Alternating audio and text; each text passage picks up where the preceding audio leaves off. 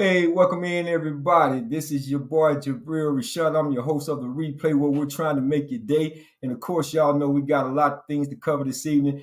But in the process of doing it, let me go ahead and bring my guys to the stage. I got that man, none other than Tim Action Jackson from Nebraska, that former hard-hitting free safety DB. And I also got back joining us is my man Booker, Jeff Booker, one of the baddest barbers around.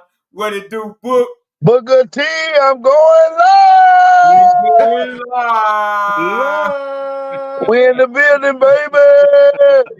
Building. I told y'all my boy was gonna be back, man. He just had to handle some business just like our boy. We got out tonight. We're gonna get to it in just a second, but we're gonna have to. I was gonna have played a little bugle song. Dun dun dun. Dun, dun. Dun, dun, dun. Big shout out to our boy D.A. Daryl Alexander, man. He with the kids taking care of some business this season. They had a basketball game. He might try to slide in. I'm not really sure, but I told him, man, when you're doing stuff with the kids, man, handle your business. That's our brother, man. We Got love to him. handle the business. Got to handle the business. But we gonna salute him because that's what he told me, guys. I don't know if it had anything to do with yesterday in them San Francisco 49ers. What you think? You think it had something to do with them 49, Jabril? Hey, I told him, we're gonna give him the business. We're gonna give you the business. I said, we're gonna give you the business. Now, I think it's a little bit of both. You know A little bit of both. He definitely had the kids. He did tell me, but I think it was all a setup to Booker. You know what I'm saying? It's all good, though. It's all good. I've been missing an action, so we're going to give him a pass because I fell asleep. So, I mean, he taking care of kids. That's a little more important, so I'm with him. I'm going to rock with him. Yeah. But I had to check on him, though, just the same, though, Booker. He was out at the party, man, the Super Bowl Eve party, had his hood in the San Francisco. Oh, boy, he had his little pretty 49, the hood is on. Boy, he was ready. He was looking so fly. What did he tell us last time? Oh, he said, he was looking fly. He said, I know 49 is going to win this game. I know it. I don't care what y'all say. 49 is winning this game. Man, he was on one, Tim. Okay. He was definitely on one, Tim. I mean, our brother was definitely on one. That's why I said, even at the party? Oh, yes, even at the party? Yes, indeed. Oh, boy, he was walking around there like that. I already had the trophy. Book say like it had the trophy, man. The real trophy. Talk, like they had the. I said, DA, the game ain't played. Just slow down, man. Slow down. So I had to check on him. I checked on him anyway. I was like, man, let me check on my boy, man, because I want to make sure he all right, man. I ain't seen my boy Curtis Matlock, man. He might. I got to check on him too, man. All the posts he done did, he might be missing action too. I got to check on him too. Hey, but you know what? Hey, one thing that I can say, the Cowboys exit first round, the 49ers always exit the Super Bowl. Boy, that hurt. You know what I'm saying? Losing that game. I mean, boy, look at him, man. I mean, I put stuff up like this for a reason, Book. I put stuff up like this for a reason, man. I want to see this tonight. Oh, man, he gonna miss that. He'll see it on the show. Say, oops, you almost had it. But them boys fishing for a trophy. You almost had it. You almost had it. Almost. But almost don't get it done, Book. They ain't get it done. It ain't gonna get it done. Check this out. We're gonna go ahead and get into some of these highlights, man. Let's start it out. Let's get into this thing, man. We saw an excellent, wonderful game yesterday. It was. I thought the 49ers came out, man, was doing their thing, man. They was driving the ball. You couldn't ask for anything better, man. They came out, on fire, man. And lo and behold, here you go, right here. You just can't do this, man. Fumble. Okay. Christian McCaffrey laid the ball on the ground, man. Yeah, and San Francisco can't do that. Defense still played good because they still stopped KC from getting any scores off of that. So they played really well. They started out really well, playing good defense. And this was a big time kick. This was a big time field goal by the rookie kicker Moody, man. I mean, granted he missed that PAT. We'll get to that in a second, man. But then Mahomes come back with the beat. I think my boy Gibson, he just got lost right here, man. He got lost in the light. That's Tayshaun. But they didn't get nothing out of that. No. You know, San Francisco defense stood up, man. They didn't get any points. I think this is when Pacheco fumbled, man. Yep. You know, turnover for turnover. So right there, man, you can cancel both of those out because they both laid the ball on the ground. The defenses on both teams played really well this game. Absolutely, man. Yeah, especially Absolutely. going to Which overtime. That was an excellent game by both defenses. I got to give I them thought that. this was a great call by I thought That this, I was. thought this I thought this was Kyle Shanahan. I thought to be able to set the defense up and catch him off guard, man. I thought that was an excellent play call right there, man. And he hung up quite long, and then Bolton stopped. He froze, and I actually thought that he was gonna probably make that play. But here it is. You have a 10-3 ball game, man, and this was a big time pick right here. This one I feel like San Francisco really had a chance to take the real big momentum of this game, man. It did. They had the opportunities. They had opportunities. What this whole game was about, missed opportunities by San Francisco. They had the opportunities. They didn't take full advantage of it. No, they didn't. They certainly didn't, man. And I was disappointed that they didn't do it, to be honest with you. Yeah, it's kind of sad when you look at a team. You want them always to execute things on a high level, but both teams having their miscues. Kansas City was doing things they hadn't done before. Was actually really having a hard time, and then this punt, that ball hitting that guy's leg, just right in the Yeah, momentum yeah. change for Kansas City for the first time. The energy was a whole nother level, and it went above San Francisco. I think some air went out of San Francisco right here. I think this was the key. This was probably the play of the game. Yeah, Because I would agree with you. Up until this point, Kansas City defense, man, they was kind of. Kansas City offense, man, they was kind of, they weren't in no rhythm. Yep. They was discombobulated. And I think that was key, man. That was key. And of course, they come right out and score, take a 13-10 lead. But then after they get the ball, San Francisco go down right here and score. And this was when you had the missed extra point, which is a game changer when you think about it, for the simple fact that instead of Kansas City needing a touchdown to take the lead, they can tie it up at 16-16, which that's what they did. Yep, sure did. That's exactly what they did. And that guy right there, man, that combination right there, man. Well, I don't think there's ever been a better quarterback to tight end combination. We can go ahead and book that.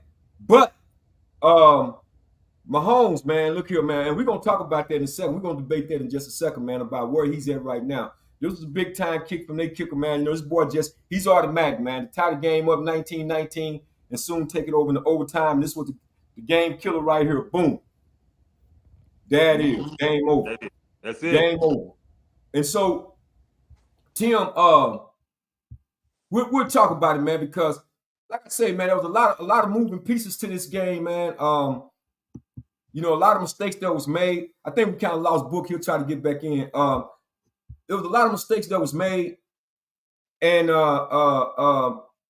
somewhere I think, like I say, San Francisco, man, they started out hot. You couldn't ask for a better start, man. The way they were driving the ball down the field, and then all of a sudden you get the turnover from Christian McCaffrey. They didn't capitalize on that, man, and they left too much out on the table. And we said this early on with a guy like 1-5. Say, man, they kept letting that dude hang around. And this is what happened when you allow a player like Patrick Mahomes to continue to stay in the game, man. He's a killer, man. He's a killer. When they kicked that field goal, I mean, this is overtime. I'm gonna fast forward and go, and then I'm gonna reverse. When they kicked that field goal in overtime, I knew the game was over. To me, this is like Brady, Manning and Holmes. They ain't gonna let you give them an opportunity to go drive the ball all the way down with one last chance and not score a touchdown. They gonna get their touchdown, right? And they can do it methodically. More methodically when they do that. They're really precise in those particular moments. And so that's something special about those particular quarterbacks. And that reverse back, and like you said before, San Francisco game plan, run the ball really well. Their running game was really well, and they was doing a short passing game as well and getting past that, and having Kansas City was having a tough time, controlling the game. So their time possession was going pretty good for San Francisco, but the defense still was bending but not breaking. Kansas City defense. On offense, they couldn't get a rhythm. And what San Francisco does, they did the same thing when they played Dallas, is that they played a short passing game really well. And Kansas City been throwing a short passing game. They've been running the ball and throwing a short passing game, right? And so they started out that game showing that short passing game. And San Francisco defense plays that well because they got that good front seven. And so, and then the safeties are real good. The corners are okay. So in the short passing game, though, that makes them look good because they can play a zone with that. And they was killing them in that short passing game until them guys decided to move some more vertical routes into the scheme. And then they put some more vertical routes in the game, and Kansas City game changed over. Not only did the fumble change the game, but also they started changing how the trajectory of the routes they run. They changed their route tree a little bit better. And that made the game a whole lot different. And actually, then it spread their defense out, and then they started having holes and finding spots during the game because of that. Yeah, before I go any further, man, let me give a big shout out to my boys that jumped in and joined us. We found him. He's here, man. I'm just glad to see him here, man. He's no longer MIA, missing in action, man. We got Mr. Curtis Blow, Medlock. He's representing. He's in the house. I didn't get a chance to check on my brother, man, but he's in the house. I had to check on DA, man. DA shouted me out. He's okay. He's just with the kids, but he's gonna try to get back as soon as he can. But Curtis said, "Hey, brothers, I'm here. We just didn't get it done." Then overtime, 4th and 4, should have went for it. Yeah, absolutely. And big shout out to the 314. I got my boy Willie Draco in the house with us too here on the replay. And for those of y'all still coming on, man, don't forget to hit that subscribe, like, and share button, okay? Yeah, man, you're right, Blow. I left a lot out. And that was a big play too, man, because people don't realize, and I'm going to give Big Chris Jones for the Kansas City Chiefs, man, a big shout out to McDuffie on that back end, because that Kansas City Chiefs defense, look, man, when you look at the numbers, think about this for a second. They held these boys, Deebo Samuel and George Kittle. George Kittle had like 2 catches, bro. 2 catches for like 30 yards. You understand? And then Deebo Samuel, I don't know what, I call him Nebo Samuel. I don't know what happened to him, but give Kansas City defensive backs a lot of credit, because McDuffie, man, that boy can blitz. He's one of the best corner blitzers in the game, first team All-Pro. So not taking nothing away from them. But when that 3rd down and 4, when they went into overtime right before they had to kick that field goal, Chris Jones got into the line of his throwing lane, and he came with a heck of a rush, got up in Brock Purdy's face, man, and that was made him have that errant throw, man. So he couldn't see the receiver. Balled out. Both defenses balled out for sure. Yeah, without a doubt, he couldn't see the receiver when he was throwing that pass you're talking about. So he lost sight of the receiver. He just threw the ball, knowing it had to be long, but he wasn't accurate because he couldn't see him. And so a lot of times people think, oh, yeah, why was it misfire? Well, he can't see the receiver. The guy got in his line of vision. He can't see him no more. He's taller than him. So he has to throw the ball over the top of him and try to hit him. And he couldn't see him. So he missed him. And that happened to him more than one time where he actually couldn't really have the right line of vision for the receiver. So it seems like he needs to really line up everything to actually be able to throw his balls really well. So the few times when you get in his face like that, he had a hard time getting that ball in the right place. He had some misthrows, errors, but a lot of it was because of pressure.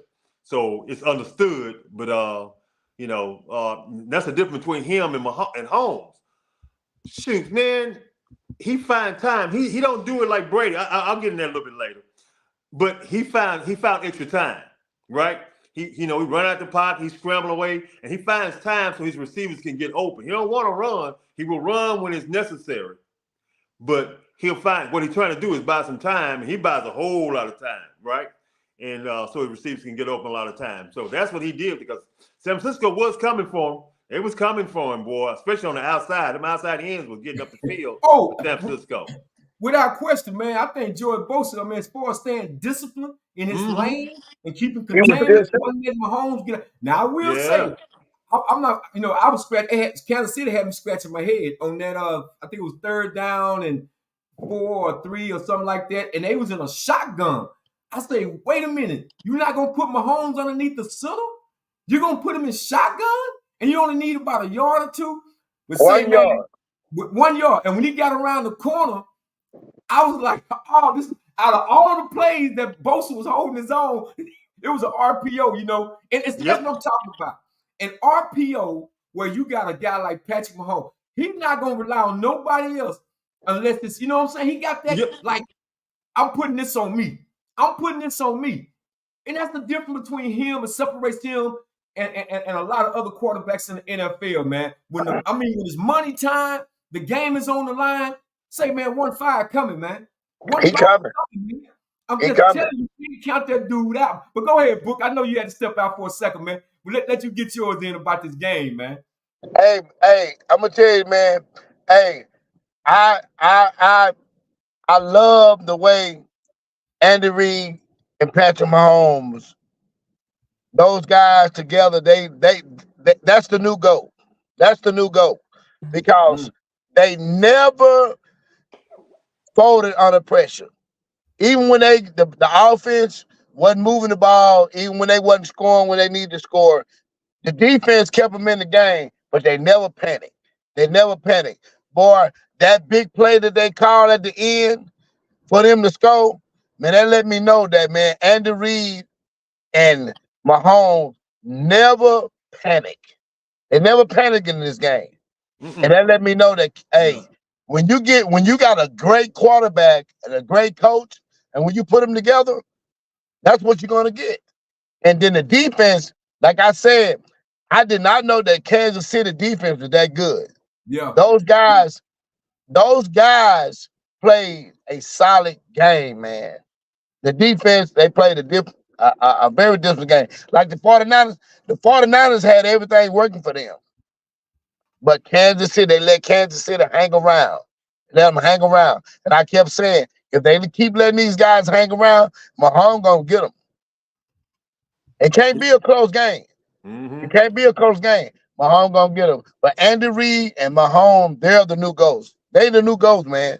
Hands down. What Hands y'all think? down, man. Y'all come out in the chat, man. Y'all think Andy Reid and Patrick Mahomes is a new GOAT? Can they, and I guess the next question, which is what I want to segue into anyway, Mm-hmm. man, is talking about when we throw this word dynasty out.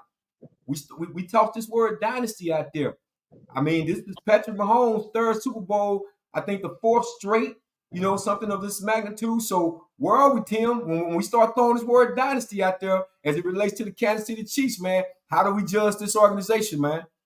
Well, when you talking about 3 out of 5, you talking about it. That's what we've been setting the standard for a long time, right? 3 out of the last 5 years, they won 3 Super Bowls in the last 5 years. So that says a lot right there, So yeah, they in this dynasty talk, and so as they said, hey, we just beginning. Hey, line Yeah, up. yeah, What it reminds you yeah, of, like they said, when that great yeah. team is out there, the Celtics was a great team. It was hard to get a championship when the Celtics were playing back in the day because they had everything that they needed, right? They Right had on. all the players. They had the point guard, they had the center, and they had shooters. Okay, I want to talk about just having the best players. They had shooters, and they had a dynamic defensive guy at that time. I'm talking about the Celtics. Nobody else had all the ingredients. You keep moving along. You had Jordan. Jordan had his rebounder. He had a defensive guy center. He had Pippen, his defensive guy as well. That could actually score. He had him, of course, and he always would have a defensive point guard going on or something like that, or somebody who shoot a three for a clutch situation if he passed the ball to him. Right? Had all the ingredients. The Cowboys had their defense, had the receiver, the running back, the quarterback, all them ingredients. The coach was inside with the quarterback and everything. So each time we think about these dynasties, and then you talk about Patriots, they had a great defense. They had the quarterback, they had the coach. The receiver coming in and out. They would have a running back here and there, depends. But they had all the ingredients. They had a great offensive line. Had all the ingredients for what you need for that dynasty. So yeah, I would say What you right think, now Book? they did. What you think, Book? Is Hey, the dynasty word? Is that hey, legitimate? hey. Just to piggyback on what Tim said, there are dynasties. Like I said, once you get a great coach and a great quarterback and a great defense together, hey man, Andy Reid and Mahomes have shown they can do it. Hey, that boy didn't even have no receivers this year. Can you tell me What? his Great can point. you tell Yeah. me can you tell me one of his receivers, top receivers, these no name guys. These are no name guys. Only body he had was Kelsey. Now the running back, the running back, I Giselle told y'all Pacheco. about 2 weeks ago, that boy, he came to play. That boy was running hard. That boy wanted it. He wanted it. And that let me know that Mahomes had the leadership in the locker room that it takes to win when you have just a subpar offense. Because they had a subpar offense this year. They Mm-hmm. do. Their offense hadn't been great like they have been in the last few years. You know what Right. I'm saying? I agree with Kansas that. City had a great defense, but you had a great quarterback and a great offensive coordinator and a great coach. Yeah, yeah, you're right. Because they had Yeah, average to yeah, below average receivers. So you definitely right on that. They had a really good running back, below Very good average running back. receivers. Yeah. The yeah. And you know receivers what? average. Mm-hmm. Well, you know what? You ain't had Uh, nobody. Go ahead, when you, Jabril. and you know and what's scary about that is when Patrick Mahomes at the end he said, "I'm only 28." So they're looking to do this again, and based on what you're talking about, book with the average wide receivers that they have, imagine if they still had a Tyreek Hill or Exactly. winning the draft. I mean, we know Rice. I saw Rice play when he was at SMU. He was a solid player, but again, we're talking about what second tier type wide receivers. They went and got my man Hardeman, McCole Hardeman, in the middle of the season from the Jets. So Right. he didn't have no Pro Bowl wide receivers to your statement book. So That's imagine correct. now Andy Reid gonna go in free agency and the draft, and then And get the Mahomes is already receivers. we're not done. I'm only 28 years old. You Come feel on, me? man. And then you got the young running back. The defense is playing good. And so what you're gonna do, you ain't gonna do nothing but go and fine tune what you already got. And you got the quarterback you got and the same coach. Come on, Jabril. Tell me what's gonna happen, bro. That's the Yeah, new GOAT. and I'm gonna tell you That's the something, new man. GOAT. I love the way Isaiah Pacheco run, man. I mean, look, man, Andy Reid, they went back and they had this on social media talking about Patrick Mahomes and when they drafted Patrick Mahomes, how Kansas City moved up to get him, and there was a lot of critics and naysayers. Why would you get a quarterback that feet don't move in the pocket very well, and the Big 12 was overrated, and no quarterback come out of the Big 12 ever really do anything. Blah blah. I mean, all the critics. Then they fast forward to Patrick Mahomes and looking at the damage that he was doing. But it took a visionary coach like an Andy Reid to be able to see that. And then That's you think right. about when he go draft. Listen, man, I heard nothing about Isaiah Pacheco from Rutgers. I didn't know nothing Nothing. about this guy until he got. I I didn't think know they nothing about it. yeah, I think they took him in the seventh round. And man, I'm talking about when you say running recklessly, he runs recklessly. I Yes, love the way sir. he had 18 carries, man, for what like 59 yards. 18 carries, 59 yards. Whereas I think Christian McCaffrey had something like 22 carries or 22 attempts for like 80 yards. So Right. when you look at how it all averages out and how they work Pacheco even in the passing game, hey man, that's the mind of an Andy Reid, man. This is the kind of thing that Andy Reid brings to the table. And like you said, with him, with Andy Reid and Patrick Mahomes, it's just a match made in heaven, man. It's a match made in heaven. Well, that's a key thing that you mentioned about Andy Reid because when Pacheco fumbled that ball, Andy Reid came back and talked to him. Everything gonna be all right. I need high and tight, high and tight. That's what he told him. He said, "I want the ball high and tight. You got this." And they all and also Mahomes came in and let him know, "Hey, make sure you don't have to worry about it. Everything is good." They gave the ball back to him too, and he kept running hard, just like y'all said. Man Show what he kept made of pushing. internal fortitude. And Yeah. and that's a young running back. You got him coming back next year, and then with the draft picks and man, hey, look, that's the new goal. That's all I can say. Well, let me ask y'all this question right quick then, because we talking about new goats and old goats and even and some middle-aged goats. The thing I'm looking at as far as Travis Kelce and Andy Reid, and I'm gonna ask come to one, each of y'all about this particular question. There was a little bit of a blow up on the sideline, and I want to get y'all take on. But before we do that, let me bring this to the stage about what really happened. They talked about it right here that it's unclear exactly what Kelce was shouting when he was talking about this with the coach. Um, but you can see this right here where he's not in the game and wants to be back in the game, and Yes. he's shouting this thing out, right? He's very upset about this. A lot of people made a lot of a lot of big deal about this situation during the course of the game. They didn't think that Kelce should have did what he did, but at that point, I think there was a turnover or something. Kelce wasn't in the game, and at the same time, San Francisco had done a masterful job in the first half against Kelce. But after they had this confrontation on the sideline, Travis Kelce went to work. I think it was a point in that streak where I think Patrick Mahomes was like he was like 8 in a row, 8 in a row. And I think he caught like 8 passes in a row. He finished with like 9 catches for like 93 yards, something to that matter. He didn't get a touchdown. But after that right there, it's kind of like when they kind of went into a river. So Tim, I'm gonna come to you first. I mean, was this just the heat of the moment and they understood one another, or was he out of line? What do you think? We're Well, talking Super Bowl now. I have two feelings about this, right? He went past where he's supposed to go. Okay. Pushing the coach and all that kind of past that. The energy he had, that was good. The energy he had. He wanted to be back in the game. Pushing the coach went too far. But the coach understood it, that his emotions had overcome him, and the coach handled it very well at that time. Because the coach could have went back, like a lot of coaches with egos, would have went right back at him.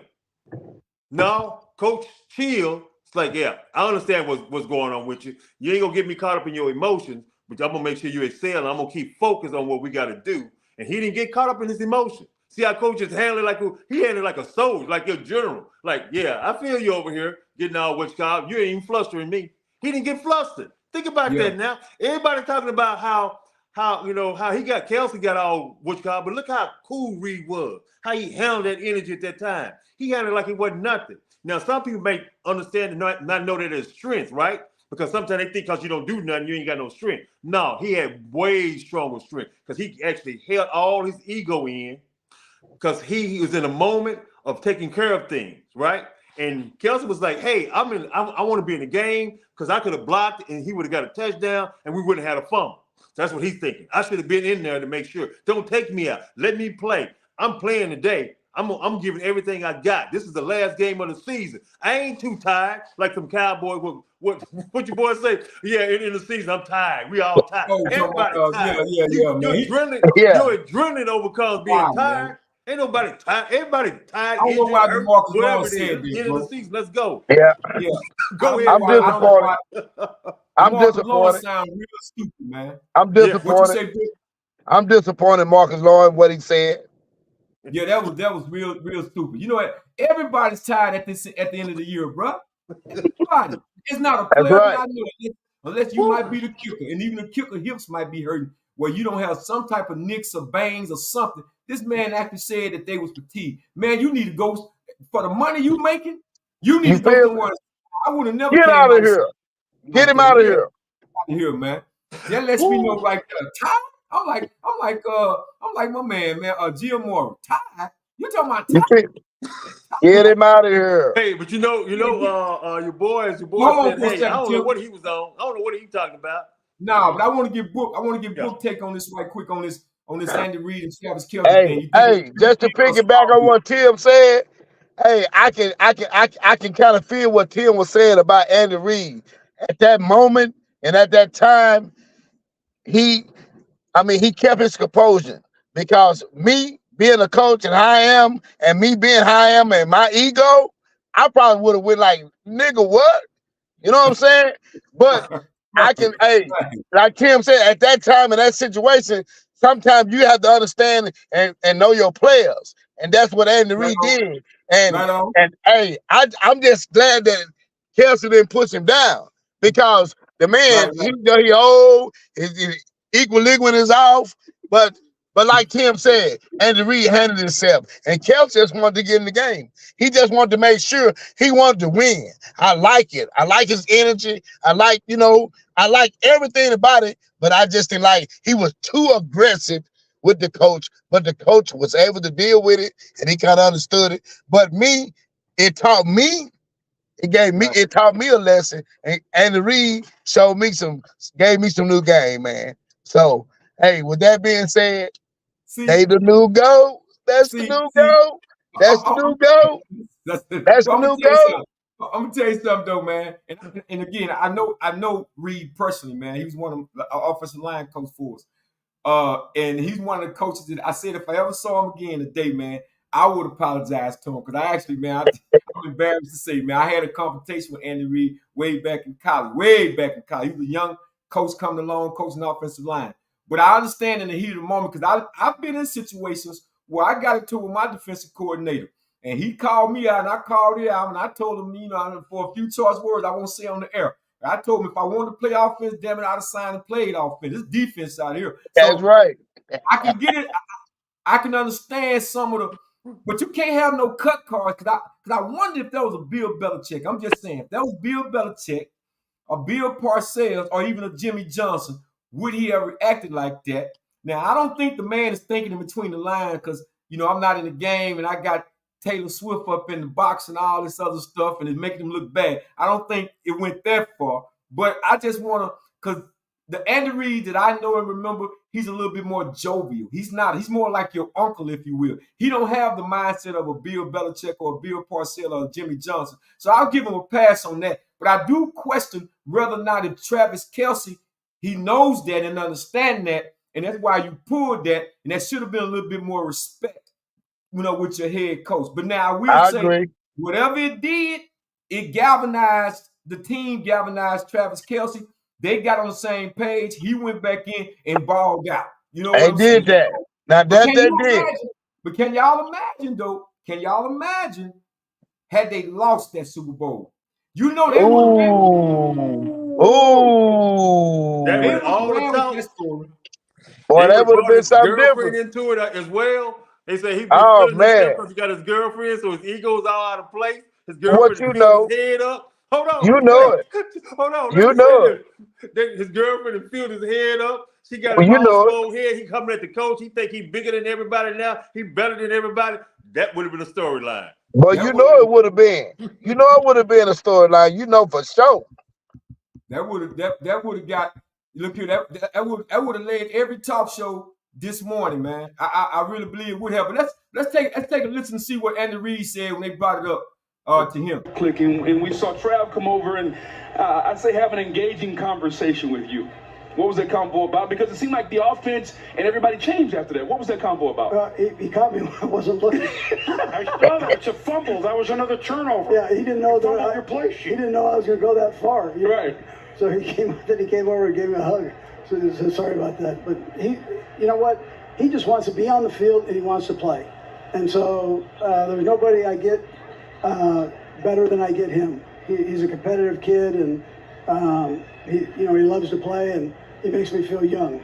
But my balance is terrible, Booger. Okay, Andy. Yeah. Now see, Book. I know where you're going with it. That's Andy Reid taking the high road. That's right. Because it worked out in their favor. In their favor. That's right. That game, man, that would have led every sports show would have been talking about that this morning. You're right. Lost the game, the way he, responded to Andy Reid. I agree. I totally agree. Mm-hmm. Yeah. They would have. Yeah. And I'm glad it worked out for Andy Reid and the Kansas City Chiefs. Like I said before, man, I did pick the Kansas City Chiefs as well as I don't know who you have in this game, Book. I picked the Chiefs, man. Yeah, I picked the Chiefs. I picked the Chiefs. Real talk. I picked the Chiefs because I did not want the 49ers to go up on the Cowboys. Even though I know the Cowboys ain't gonna never come through for me. That's the reason why I picked the fucking Chiefs. Well, check this out. Hey, regular season champ and playoff champ, Super Bowl champ, Tim won the numbers and tell DA. Oh, man, come on. Hold on, check this out. DA said, Here you go, Book. Here we go. Yeah, you told me that DA. So DA said to me, he said, hey, regular season don't mean nothing. I said, oh, that's still a champ. It was a long season to win that regular season champ. So he told me, that mean that playoff would mean something. Oh, I won that one too, DA. Can you hear me? Can you hear me? Well, yeah, DA. Well, yeah, DA. It's the game over with. Hey, he said the game was over at 8 o'clock. I'm just letting everybody out there know my little brother's all right. He with the kids tonight. We done talk.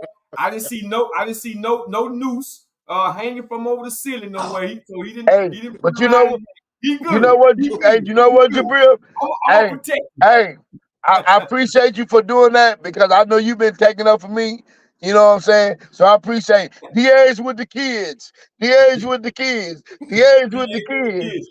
That's right. DA with the kids. DA with the kids. Y'all know it's our brother, man. Yeah, that's our brother. He gonna represent San Francisco, win, lose, or draw. Other than that, he ain't true. running. One thing about DA, he ain't running from no smoke. But we gonna get Okay. him. He ain't here. He ain't here. We gonna still let him in the business. But listen though, I got a confession to make. Because I did pick the Kansas City Chiefs. But man, I ain't gonna lie. Come the fourth quarter, and I got my eye fixated on Tayshaun Gibson, man. And I just was like going back and forth. I was going like, man, I got Kansas City. I don't want to come off my pick, but my heart was going out to my little youngster Gibson, man. And nothing wrong with that. Yeah, you know what I'm saying? Nothing wrong with that, man. I wanted to see him walk away with a Super Bowl on top. But I just knew they just left the GOAT, man. They left, and I'm calling him GOAT. Yeah, I'm gonna call him the GOAT now. I mean, we're gonna get into this discussion in just a second between him and Tom Brady. But they left too much time. They left these dudes hanging around. And y'all remember, I recall, I said this some weeks ago. I said what they did to Green Bay and what they did to Detroit. Them was two young teams, man. They weren't a veteran team. They wasn't a veteran team. It makes a difference. I knew that. You weren't gonna be able to get away with that with KC. Mahomes, he's just not gonna let you do it, man. When they went up 10-0, and then it was 10-3, came back down and scored again, should have made that field goal. And of course, the key play to the game to me was that special teams play. When the ball hit the player, you can't blame him. He's blocking. He don't see the ball. And That's they right. Listen, I ran back punch, so I know dude got to give. McLeod got to go Peter. He's telling him the ball, because he can't see the ball. So you got to give the dude a Peter call, man. Tell him to get out the way. Stop blocking the dude. So obviously McLeod must didn't say anything to him. So he couldn't have said that. He wasn't loud enough. Actually, he was saying it. You can see it because he was doing this too. He was saying it and doing this, but he wasn't loud enough. That's the whole key. He couldn't have You been. think that's what it was, Tim? Yeah, he See, could have been. Because when he you was hear doing Peter, this. Peter is a loud call, man. You gotta be able to say it because when dudes are blocking, you can't hear them dudes, man. No. I mean, you gotta make. I mean, not if you're going slow with it. That's right. Doing this, but you're not saying Peter. That dude trying to block for you.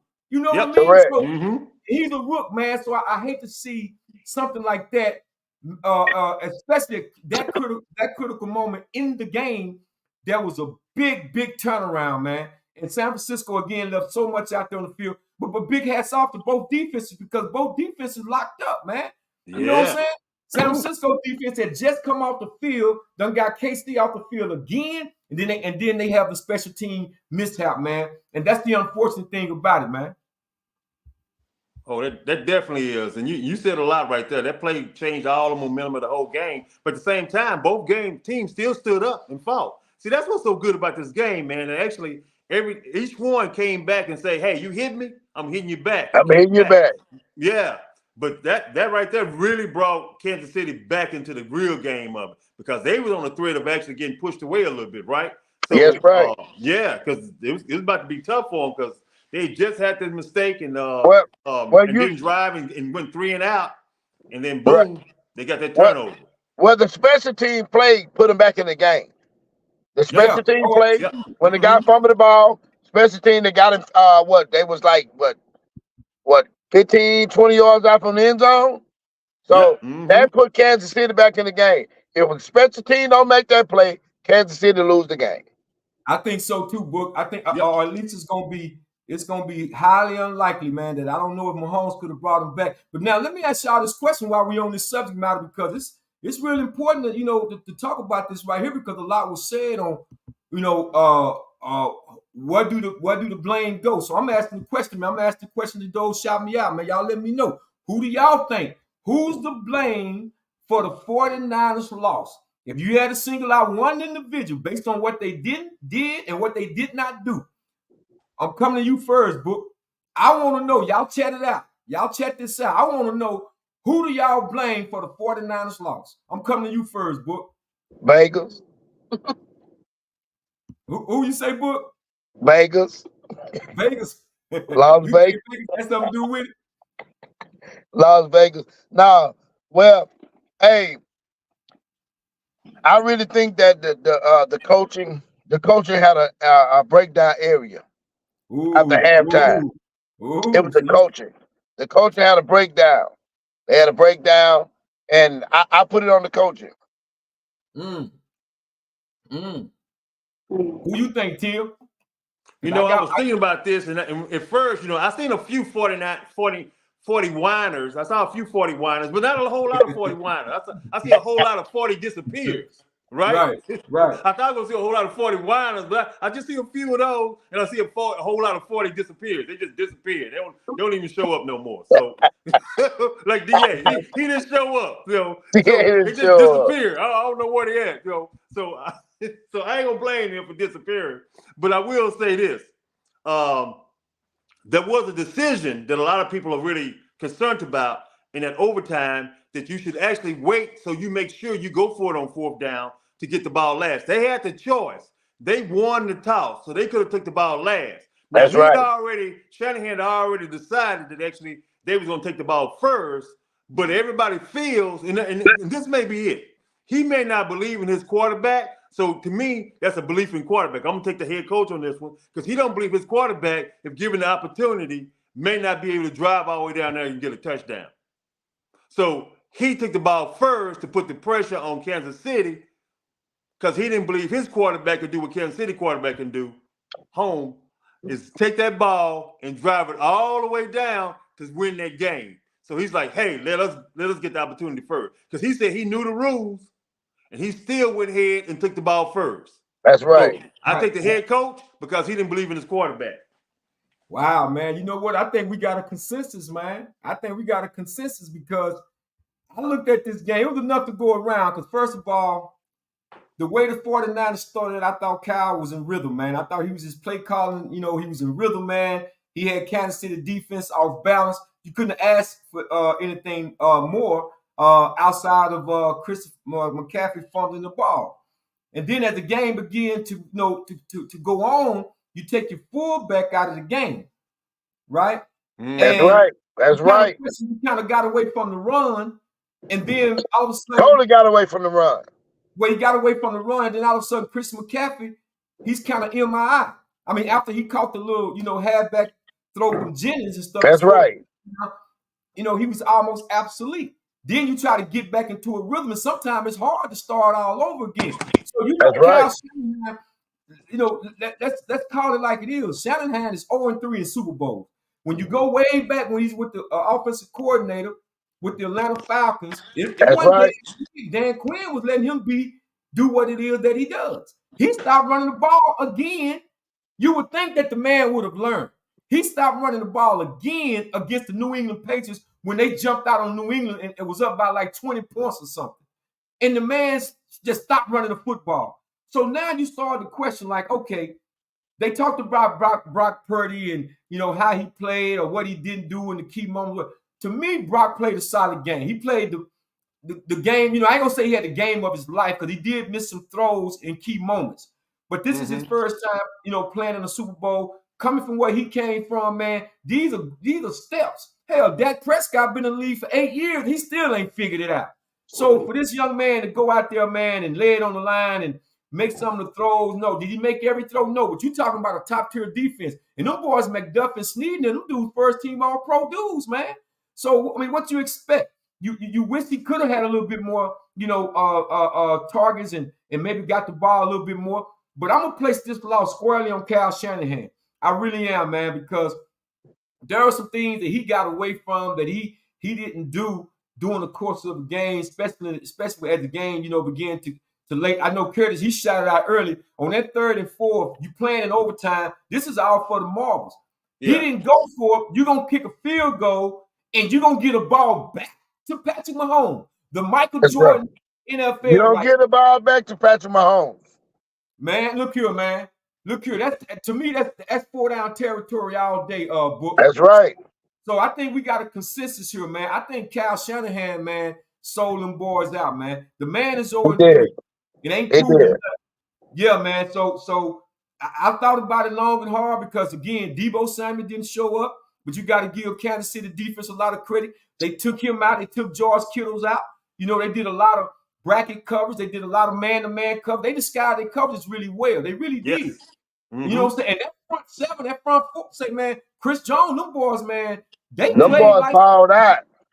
Yeah, them boys balled out. So, yeah, if you're asking me, and I guess, Tim, you said it, and Booker, you said who's to blame for the 49ers loss, I got to put this on Kyle Shanahan, man. But y'all got to tell me what y'all think. Did y'all think Kyle Shanahan, or was it Brock Purdy, or was it Christian McCaffrey or Debo Samuel? Hey, like you said, Jabril, Brock Purdy played a decent game. He played enough. He played a decent game for them to win. That was coaching, man. Brock Purdy. Hey, I'll take him over Dak Prescott any day. Yeah, I hear you. I don't know if I'm going that far, but I hear you. I don't know. All right, Tim. There you go. There you go, Tim. I don't know about that because I put him on the Cowboys team and some of the games that they played. I don't know if he'd do so well. Especially you don't think so? when it was really getting rushed and he had to get out the pocket and stuff. He was them he games. was in the Super Bowl, where Tim. they didn't have Tyron Smith. Them games didn't have Tyron Smith. He would have got killed. Brock Purdy would have got killed in those games. In the Super Bowl, Tim. No, the teams in the Super Bowl. He got in the Super Bowl. He's nice. Hold on for just a second. I mean, let's play switcheroo. If they saying the system is Brock Purdy, so do you think Dak Prescott he would accelerate more in that system? Because if we got a Brock Purdy playing for the Dallas Cowboys, I don't know. I can't say if he'd have had the same success playing under a Mike McCarthy versus a Kyle Shanahan. I don't know, but what do you think? At this stage of the game, I don't want neither one of them. I'm just gonna tell you straight up. I agree. You want my I agree with opinion. you. I don't want neither one of them. Because I don't think neither one of them have what they need actually to finish against somebody like him. I think both of them can manage it. If you keep control of Dak and keep him out of his glare zone, he'll be all right. Let him know that, hey, don't worry about it. We'll get back in the game. Don't press, because you got to tell him that, because he'll press. So once he starts pressing, it's over. So you can do that. He can manage the game. But you're talking about somebody with all the ingredients. Neither one of them got all the ingredients they need. If you actually get pressure in the face of Purdy too much, he misses throws, and he don't make the plays he needs to make. If you got a team that don't block that well, and San Francisco's got a good offensive line, Purdy ain't gonna do well. That's what I'm talking about. And I agree. I agree with you, Tim. And Dak the same way. Even though Dak does better out of the pocket than even Purdy does. They 1 and 2. Dak is number 1, Purdy's number 2 out of the pocket. So under pressure, Dak is on the best person when you blitz him. But it still got to be blocked up when he's blitzed. If it ain't blocked up, you still get hit. So they both can do some good escaping. So they're better than your average quarterback. They are that. They just ain't that super special quarterback. They ain't on nobody's Mount Rushmore. And they don't have that ingredient to deal with. They ain't got that killer instinct. You know what I'm talking about? That's what I don't like about neither one of them. Right. Now I concur with you on that, man. I mean, it'll be a flip of a coin. I don't know if I could trust Brock Purdy, like I say, if he was in the Cowboys system under Mike McCarthy. Maybe Dak do go down there but even with that, when you think about it, I mean, you still got to be able to run a little bit. I mean, granted, Dak did do a little bit more running this year, but that's one of those systems where if it breaks down, man, you gotta get that way. Like I say, see green, take green. I don't know if that will really excel. Maybe Josh Allen would, if he was in the system, and we know what Lamar Jackson would do, but I don't know if Purdy would be. Let me check this out. I really think Dak just got a mental problem, bro, when it comes to pressure, bro. I think I mean, God forbid, and I mean, God bless his soul, it's a mental thing that's going on in his family genes, bro. So I really think under pressure, he have a mental problem. He needs to see a psychiatrist.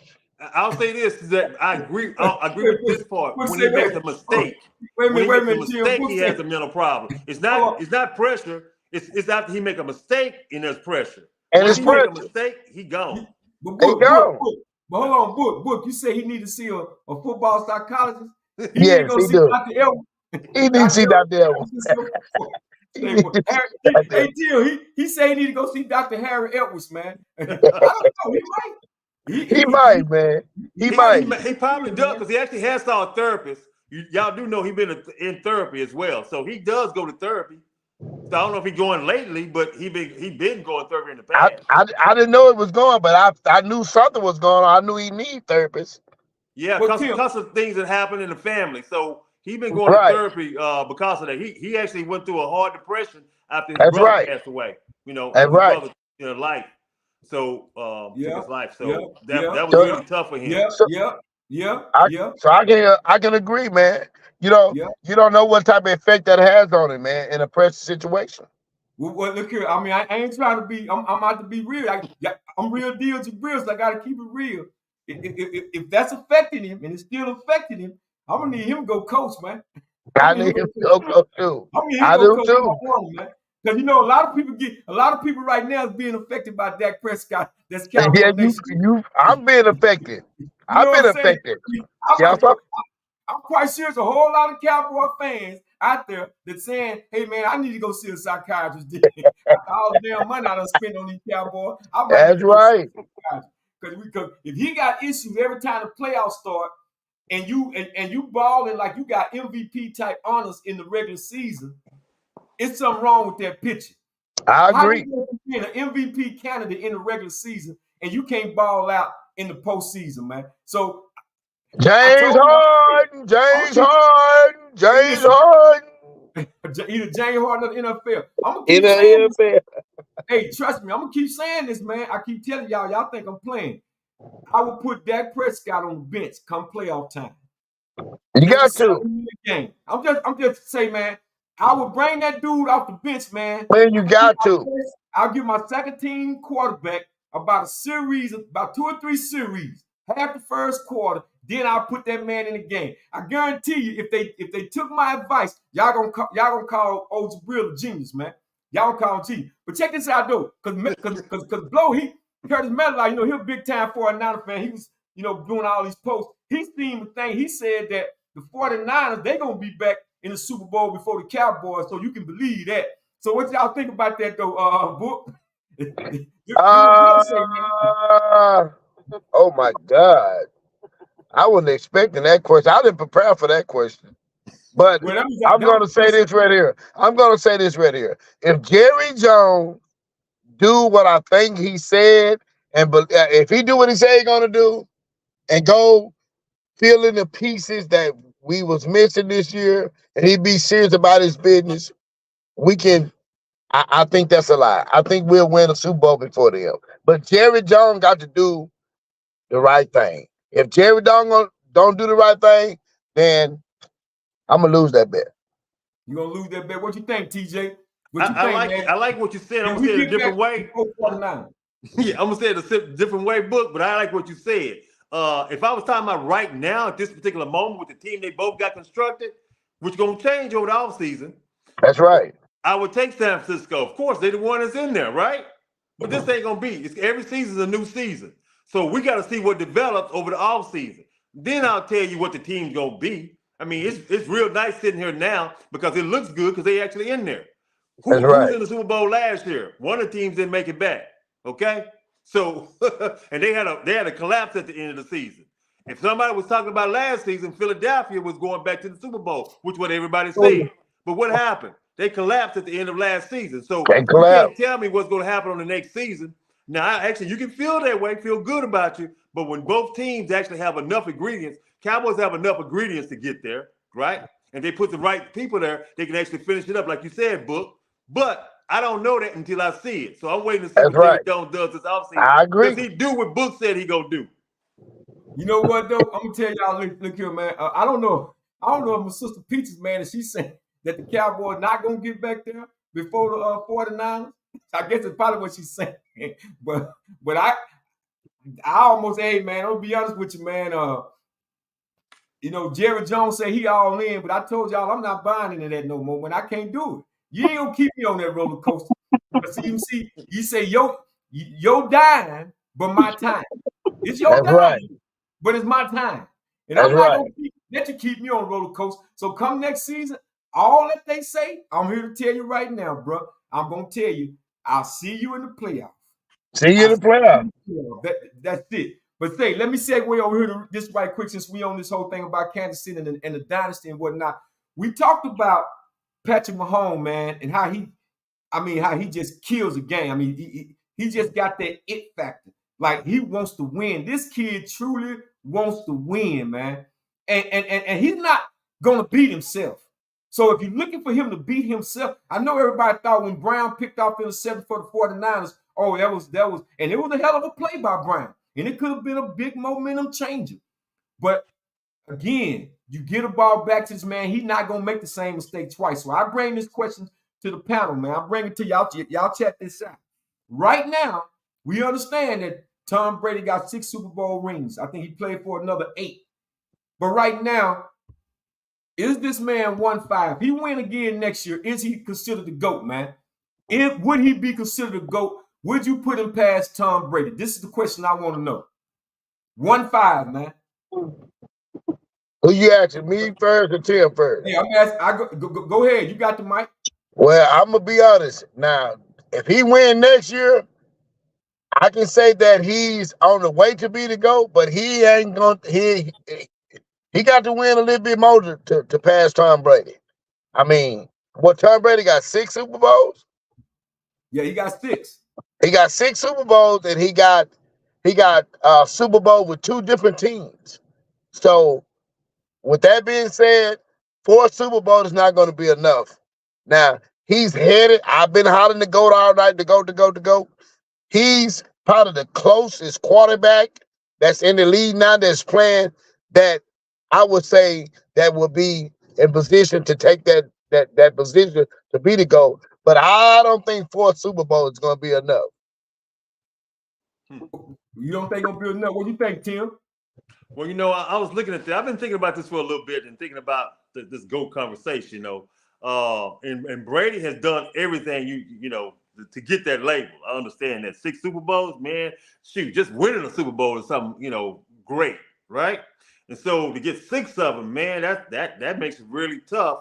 And then we're talking about how great he is. Mahomes as a quarterback does things that other people don't do. To me, he's the most outstanding quarterback right now. But I ain't give him the GOAT yet until he put the GOAT numbers up, right? But I will put him on my Mount Rushmore. He him on Mount Rushmore. Brady. Well,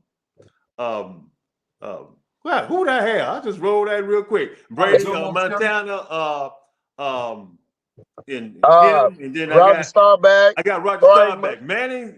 Wait, I don't know if I can put Roger. I don't know if I can put Roger over Bradshaw. I don't know. No, you don't put Roger over Bradshaw. I do. No, you don't. I'm telling you. I tell you why we get in that conversation. The reason why, because I felt Roger was a better quarterback. He had more comebacks. He could bring his better team back. Staubach had the better teams during that time. Roger had and then he had controversial plays during the time. 2 pass interference plays with Lynn Swann that should have never been called, but that's a whole nother story, right? So I don't want to get into all of that. But and then Jackie Smith dropped the ball in the end zone. Boy, that's a whole other story. Boy, I tell you, just right in his chest. I'm like, he must. I read it in his chest. Yeah, right in his chest. But that's a whole other story. I'm not getting into that.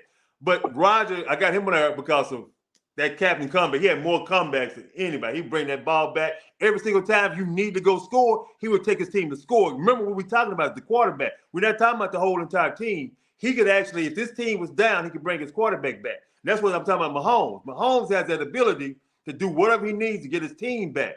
And if he has a good defense to go along with to stop the other team, that's how you win championships. You got to have that defense to win them championships.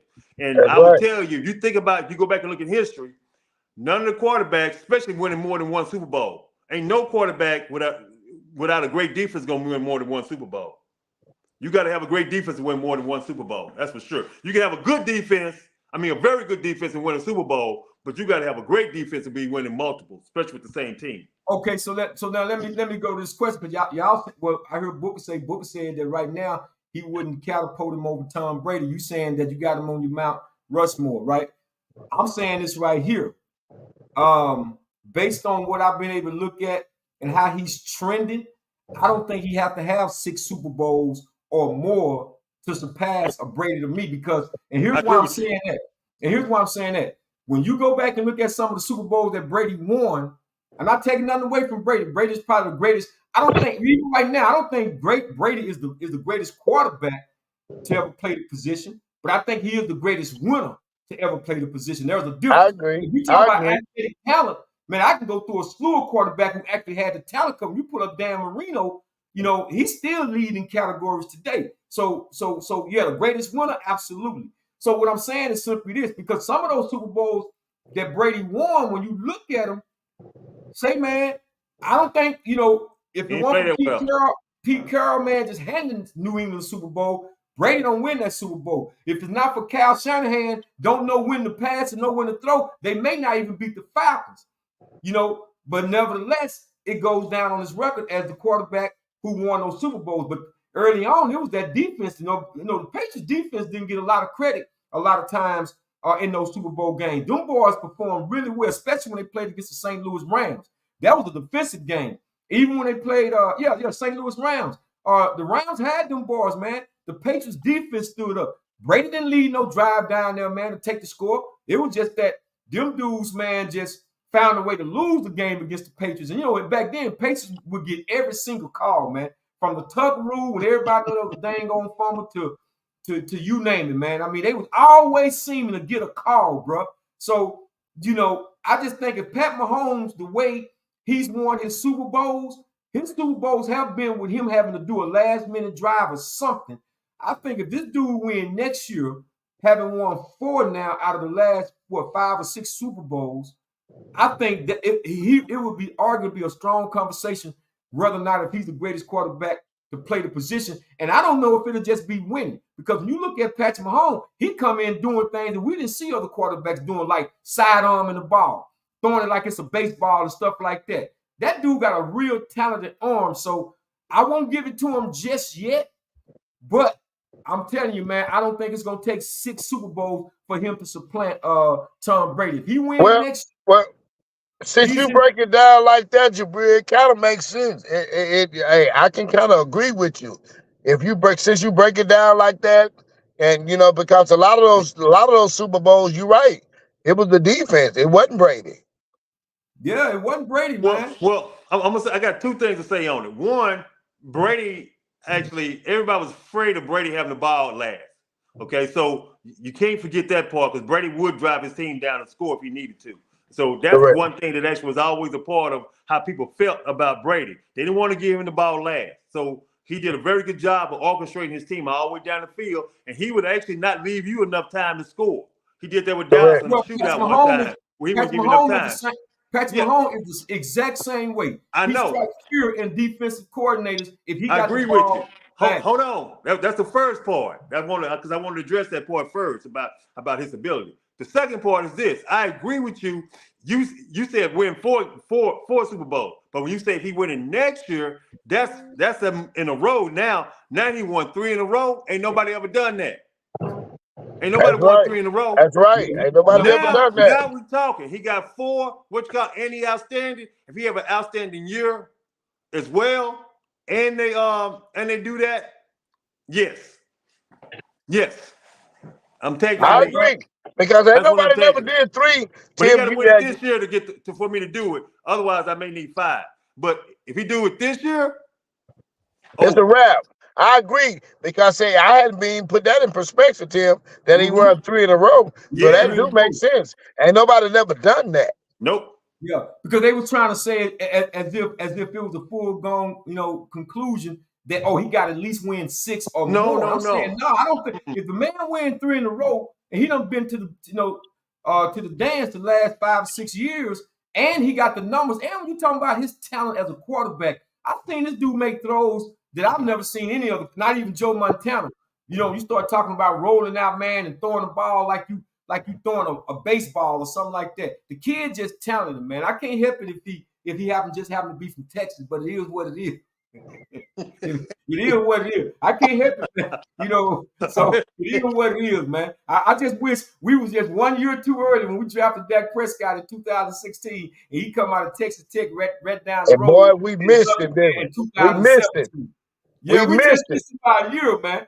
We just missed about a year. Let me shout out everybody who's chatting out in the comment. This is the replay sports culture show, man. And we're not doing the just as a reminder, we're not doing the cultural talk this evening because we want to have a lot to say about the Super Bowl, but we will be on Thursday, God willing, man. We'll be talking about the culture. This is still African American History Month, and we got to get our shouts out before we wrap up the show, man, because this has been another great episode of the replay where we try to make your day. So again, I want to thank everybody for jumping on and coming on. This was a great opportunity, man, to talk about what happened on Sunday, yesterday's game, man. We are live this evening And like I said, we're gonna be back again because we're gonna be talking about these high school kids, man, and National Signing Day, and these kids that are getting ready to go off to play college ball, and these next kids that's coming up in high school. So again, man, big shout out to the African American History Month. We're gonna do that in just a second. Book, I know you was affiliated with something today that I had a chance to look at, and you was live with that too. So guys, I'm gonna do that now because we're running short on time right here. So let me go ahead right now. We're gonna get these shots out, man. Y'all give me just a second. I want to put them up. I wanna hold on for just a second right here. Get these shots out, man. This is what we're doing. I'm gonna shout out. What, Tim? You know what? I want you to shout out first because I gotta bring something up, man, and give these people a shout out, man. But go ahead. Who you shouting out to, Tim? Well, I'm shouting out to my son because today is officially his birthday. You know, I All went right, this little Tim. weekend and missed the party. Happy So, birthday, All right, yeah, happy my birthday, son's little birthday today, Tim. man. It's just a blessing, man. He just, oh man, he just bring the light, you know, to it. You know, both of them. But yeah, just that light, man. I just, whoo, man, I had a wonderful time. So yeah. Big shout out to little Timmy, man. Yeah, happy birthday to nephew, man. Yeah, Yeah. but Book, go ahead and tell who you shouting out, Book. Hey, man, I want to shout out to Corey Bonner and the Bonner family, man, and I'm praying for them, man. They're dealing with some situation with his father right now, man. I just asked a replay to pray for his family. Corey Bonner, pray for his father, man. They need a prayer right now, man. Oh, All right, man. definitely. Yeah, shouts out to the core and the Barnum, them, man, the family, man, and speedy recovery and all that. And Book, what was that going on at DeSoto High School? Because they had a wonderful program. I want you to share it with the family. What they had today, man, they had what they call a shop talk at the school, and they had some guys, some alumni that's been at this was at DeSoto, Duncanville, to come in and speak with the guys, man, with the youth program, to kind of give them education on life, man, and and life skills and things that they're going to be dealing with, after high school. Oh yeah, man, that was beautiful. I stayed with you live, man. 'Cause I love seeing that the panel that was up there talking to the kids, man. I saw them in the background, and those are the things that we talk about here on the culture part of the show, man. That's what we gotta do, man. And we're talking about doing some mentoring stuff ourselves. We got some minds in the fire with that too, man. But I'm gonna give a shout out, man, to my great nephew, man. They went out and took care of their business with the Texas Charter School Academic and Athletic League. They won the championship, man. My little nephew, man. Hey, way to go, man. Yeah. Way to go, nephew. Yeah, big shout out, man. Hard work pays off. Hard work pays off, Book. Hard work pays off. But he attends Uplift Wisdom Academy, man. Over there right off of 35 and Camp Wisdom, man. So they won 61-30. He said he dropped 33 assists with 5 rebounds. I told him I need to see the film on that 30, though, because I don't know if he you know what I'm saying? But that's little nephew, though, man. If Big Aunt used to get it, man, I'm going to believe that he got it. But they won the championship, man. So I'm very proud of him, man. His teammates. That's big. That's big. And last but not least, I got to shout out, man, to the people that came out to the first Texas. I mean Texas. He on Texas. The Replay Sports Cultural Super Bowl Eve party that we had. Yes, the Replay Sports Cultural Show. First time sports Super Bowl Eve party we had, man. And this is some of the highlights. This is how they got down, y'all. I had to frame this.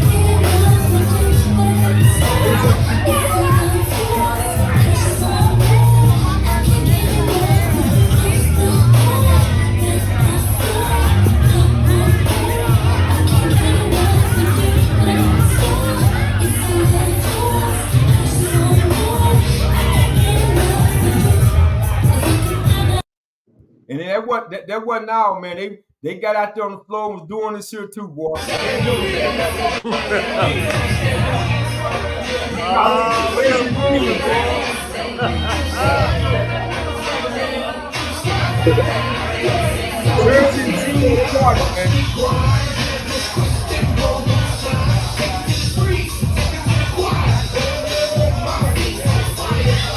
My cousin Beyonce Sway. Replay. In the house. Replay. The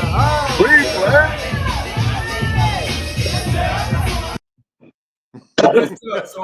So that was us, man. We brought the house down, man. Did a great job doing that, man. you know, the replay. As you can see, there we go right there. I know Tim had his thing with little Timmy, man. So we know we fathers first, man. We with these kids and we do what we do. But you see my man Jerome Sheffield, myself, my brother DA, who's not with us tonight, but he's with those kids, man. That's why I said it's so important. And you see my man Book in the house. That is the replay. And we showed our love out to our brother who wasn't there, Tim. So big shout out, man. They telling us congratulations. You know, sending prayers to the family. That's from Peaches Alexander. That's Daryl's sister, man. And happy birthday to little Tim. So, guys, thanks, man. Thank you. So we did that, man. Big, great shout outs, man. We did that this past Saturday, man. We look forward to doing more and more things in the future. So, guys, that's going to conclude this episode of the replay. Well, we certainly try to make y'all day. But like I said, we want to thank everybody for coming on.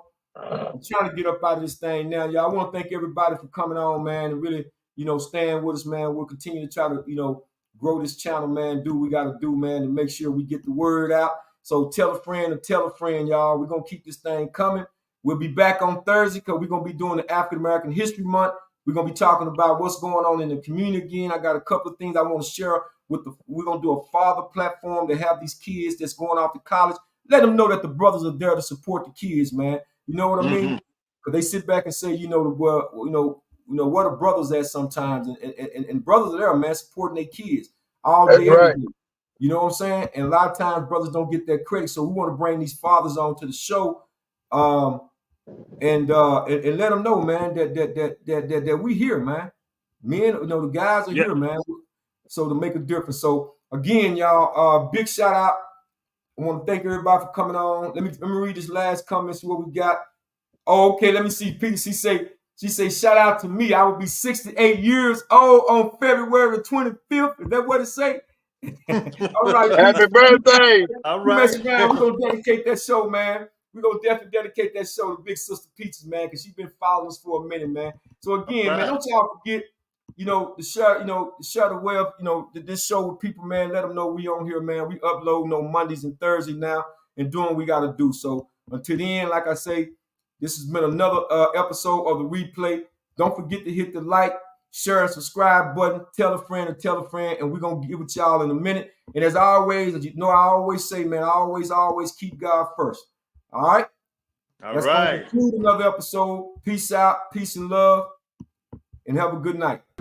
Peace. Good night, everyone, and thank you for coming to our show and being here for us. All right, boy. One love. One love, baby.